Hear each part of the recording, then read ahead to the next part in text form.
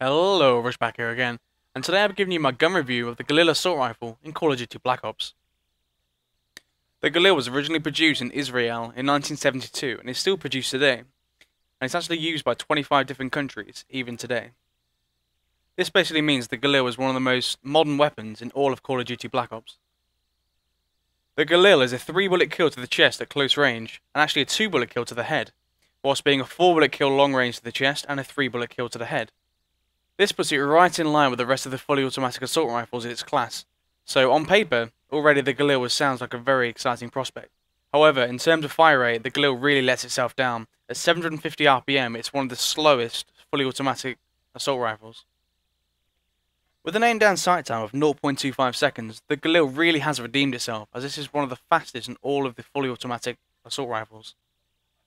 There's more bad news for the Galil when we look at the reload stats.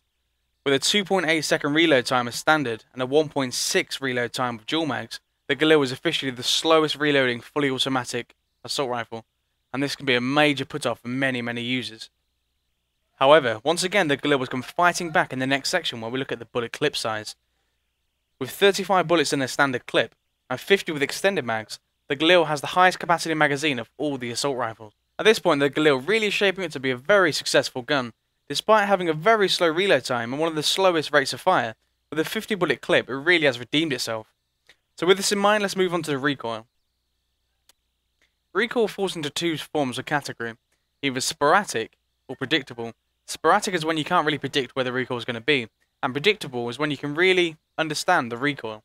And thankfully the Galil falls into the predictable category, because the recoil only goes up and to the right, generally in a diagonal position.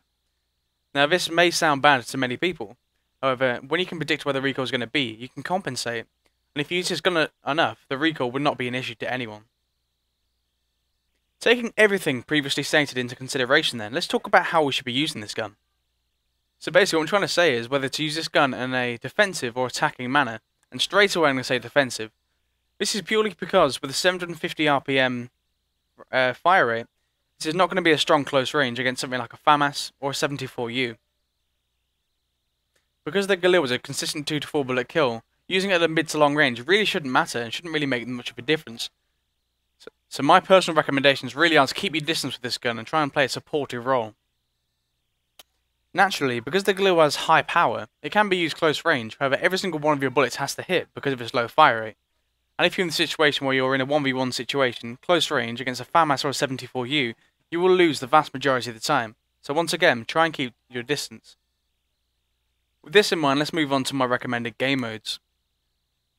Now this really does depend whether you're playing solo or whether you're playing as a team. If you're playing solo, I highly recommend staying away from game modes like Domination and Free-for-all, just because you may be required to play the objective much more. So for example, in Domination, you may be required to jump on flags because the rest of your teammates may not be doing it. And as I said previously, the Galil really doesn't strive in a close range scenario. My opinion's completely changed though if you're rolling with a full party. Let's relate this back to Domination and Demolition. So if your role within your team is a supportive role, let's say Domination, you may be required to capture your spawn flag and then just try and play objectively towards B flag, meaning you don't have to physically jump on it, however keeping your distance from it, and as soon as the enemies jump on it you can kill them. Now because the Galil was a consistent 2 to 4 bullet kill, this is the perfect gun to do the job. Now let's talk about the perks, and this really is game mode and playstyle specific, however there are a few perks that I feel are needed and some perks that aren't. Because I recommend using this gun as a supportive role, I highly recommend using Hardline in your first perk slot.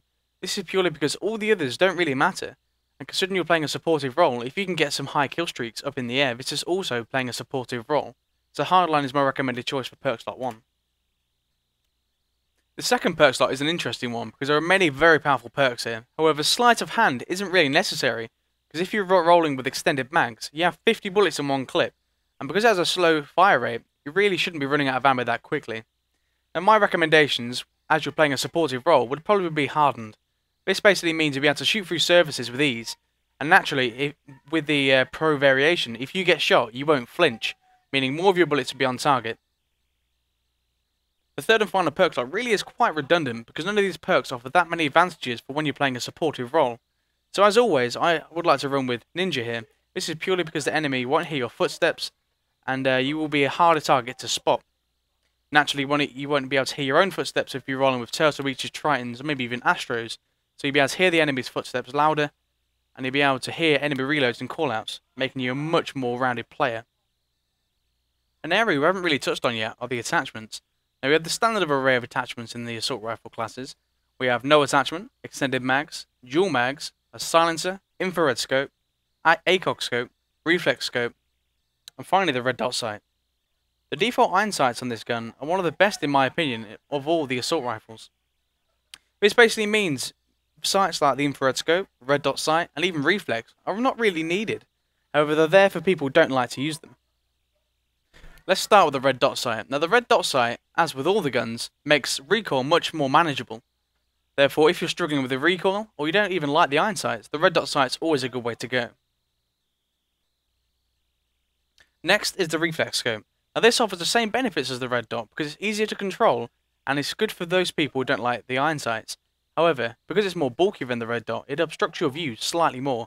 Therefore, if you want to run one of the two, I highly recommend using the red dot. In my opinion, the ACOG sight really is a novelty in this game. It really doesn't offer much in benefits. Fair enough, it zooms in slightly, however it increases recoil and makes the gun harder to use, so I'd highly recommend staying away from the ACOG sight. Again, the infrared scope is much like the ACOG, however it does have some benefits. I would highly recommend not using this if you're playing core playlist. However, this really does shine in hardcore because the Galil was a one bullet kill from any range. Therefore, being able to have pretty much a sniper scope and it being infrared, it makes it much easier to use. So the infrared scope on the Galil can be a viable choice for hardcore, however I would steer clear if you're playing core game modes. Because I mentioned earlier that the iron sights are very manageable, and considering this gun is a 2 to 4 bullet kill, the silencer is definitely a viable option. Therefore, if you're playing a game mode like Team Deathmatch, maybe even Free-For-All, this can be a very good choice because you'll stay off the radar for longer and be able to develop higher kill streaks without being noticed. Now we move on to dual mags, which is one of the party pieces of the Galil. Not only do you get twice the ammo with your life, you also take away that slow reload time once every 2. Now the reload time as standard is 2.8 seconds, however once in every 2 reloads with dual mag, so it'll go down to 1.6 seconds, making it the fastest reloading gun. Now this can be a very viable option for the Galil, considering that the iron sights are very good, so dual mags is definitely the way you want to be thinking. Now we're going to move on to my personal favourite, extended mags. Now you may be thinking why is this one my favourite, especially because I just listed all the advantages for dual mags. Well, in my opinion, having a 50 bullet clip really is incredible. It's going to allow you to stay in the battle for longer, and reloading really is not going to be an issue, because having 50 bullets accompanied with the slow fire rate is going to be a great combination. So if you're looking for these advantages, I would highly recommend using the extended mags. However, dual mag is always a great way to go. So there we have it, there's the Galil. Now my final section here is going to be my personal opinion of the Galil. Now I actually love the Galil, it's probably my second favourite assault rifle in its class. This is purely because it's a great supportive role. Once again, I don't recommend rushing with this gun. However, from a mid to long distance when you're behind cover, there's not a lot that can beat it. So if you're playing a supportive role, or just a general defensive player, I highly recommend the Galil, and I personally love it for this fact. So Lottie, you may be thinking, what is going to be my rating of the Galil? And to answer that question, it's going to be 85 out of 100. And this is quite a high rating. You may be thinking, why am I giving it this? Well, the Galil really is one of the strongest contenders mid to long range. This accompanied with the 50 bullet clip and the predictable recoil, it really is going to be a great option. So there you go, there's my Galil gun review. Please leave me a like rating to this, guys. I put a lot of time and effort into this, and I really would appreciate getting at least 250 like ratings. Now please also leave a comment to tell me if you like this new style of gun review. And I will see you in my next video, guys. Alright, peace.